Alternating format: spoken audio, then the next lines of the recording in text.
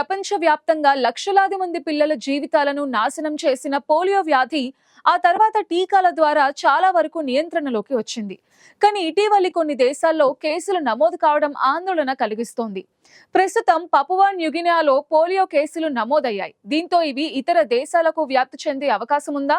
దీనిపై ప్రపంచ ఆరోగ్య సంస్థ ఏం చెప్తోంది? టీకాలతో పోలియోను పూర్తిగా నిర్మూలించవచ్చా? Watch the story.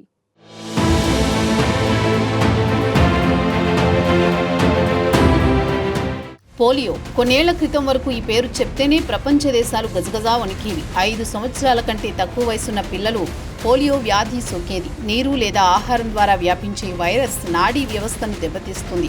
దీనివల్ల కాళ్ళు, చేతులు చచ్చుబడిపోవచ్చు. కొన్ని సందర్భాల్లో ఇది మరణానికి కూడా దారితీస్తుంది. ఒకప్పుడు ప్రపంచవ్యాప్తంగా లక్షలాది కేసులు నమోదయ్యేవి. కానీ పోలియో వ్యాధికి వ్యాక్సిన్ కనుగొన్నారు.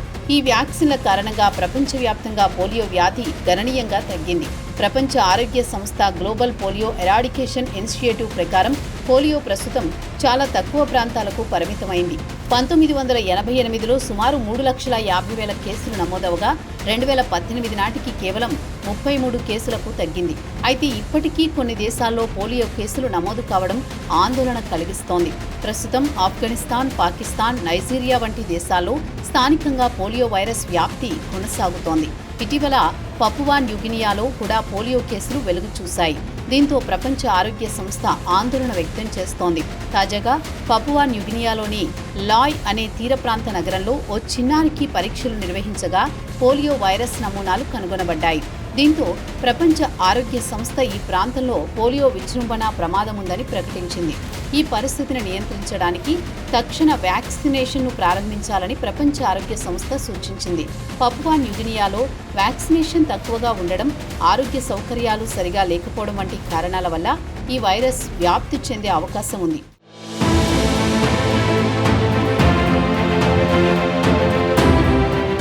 పోలియో వైరస్ చాలా వేగంగా వ్యాప్తి చెందుతుంది. ఇది కలుషిత నీరు, ఆహారం ద్వారా వ్యాపిస్తుంది. పపువా న్యూగినియా నుంచి ఇతర దేశాలకు వైరస్ వ్యాప్తి చెందే ప్రమాదం ఉందని WHO ఆందోళన వ్యక్తం చేసింది. ముఖ్యంగా వ్యాక్సినేషన్ తక్కువగా ఉన్న పొరుగు దేశాలకు ఈ వైరస్ వ్యాప్తి చెందితే దాన్ని అరికట్టడం అసాధ్యమని వైద్య నిపుణులు చెబుతున్నారు. అయితే ఇది ప్రపంచవ్యాప్తంగా పెద్ద ఎత్తున విజృంభించే అవకాశం ప్రస్తుతం తక్కువగా ఉంది. అనేక దేశాల్లో పోలియో వ్యాక్సినేషన్ను వేగంగా చేస్తున్నారు. పుట్టిన వెంటనే చిన్నారులకు పోలియో వ్యాక్సిన్ వేస్తున్నారు. 2014లో భారత్ పోలియో రహిత దేశంగా ప్రకటించబడింది. ఎందుకంటే 2011 నుంచి భారత్లో ఒక్క పోలియో కేసు కూడా నమోదు కాలేదు. అయినప్పటికీ వైరస్ వ్యాప్తిని అరికట్టడానికి నిరంతర నిఘాతో పాటు వ్యాక్సినేషన్ను ముమ్మరం చేశారు. అయితే పోలియో నిర్మూలనలో వ్యాక్సిన్లు కీలక పాత్ర పోషిస్తున్నాయి. ప్రస్తుతం 2 రకాల పోలియో టీకాలు ఉన్నాయి. నోటి ద్వారా ఇచ్చే ఓరల్ పోలియో వ్యాక్సిన్ను చాలా దేశాలు ఎక్కువగా ఉపయోగిస్తున్నాయి. ఇక ఇంజెక్షన్ రూపంలో ఇచ్చే ఇన్యాక్టివేటెడ్ పోలియో వ్యాక్సిన్ను అభివృద్ధి చెందిన దేశాలు ఉపయోగిస్తున్నాయి. ఈ 2 వ్యాక్సిన్లు కూడా పోలియో నిర్మూలనలో విజయవంతమయ్యాయి.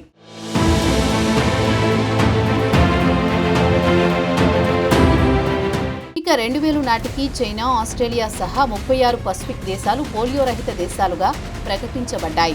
2002లో ఐరోపా కూడా పోలియో రహిత దేశంగా గుర్తించబడింది. 5 సంవత్సరాల కంటే తక్కువ వయసు ఉన్న పిల్లలందరికీ పోలియో టీకా ఇవ్వాలని WHO సూచించింది. అయితే పోలియో వ్యాక్సినేషన్ తక్కువగా ఉన్న ప్రాంతాల్లో మళ్లీ పోలియో విజృంభించే ప్రమాదం ఉంది. పపువా న్యూగినియాలో ఇప్పుడు ఇదే జరిగిందని వైద్యులు చెబుతున్నారు. అక్కడ సరైన వ్యాక్సినేషన్ లేకపోవడంతో పాటు వైద్య ఆరోగ్య సేవలు బాగా లేకపోవడం వైరస్ తిరిగి రావడానికి కారణమైందంటున్నారు. పోలియో నిర్మూలనకు గ్లోబల్ పోలియో ఎరాడికేషన్ ఇనిషియేటివ్ను WHO 1988లో ప్రారంభించింది. ఈ కార్యక్రమం ద్వారా పోలియో కేసులు 99.9% తగ్గాయి.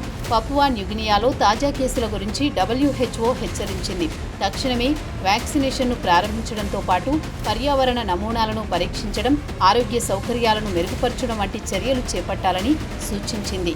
మొత్తంగా పోలియో ఒకప్పుడు ప్రపంచాన్ని వణికించిన వ్యాధి అయినప్పటికీ వ్యాక్సిన్లు, నిరంతర నిఘా ద్వారా దీనిని దాదాపు నిర్మూలించగలిగారు.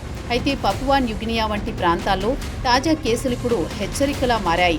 పోలియో పూర్తిగా నిర్మూలించబడింది అనుకోవడానికి లేదని, వ్యాక్సినేషన్ విషయంలో అజాగ్రత్త వహిస్తే అది తిరగబడే అవకాశం ఉందని నిపుణులు చెబుతున్నారు.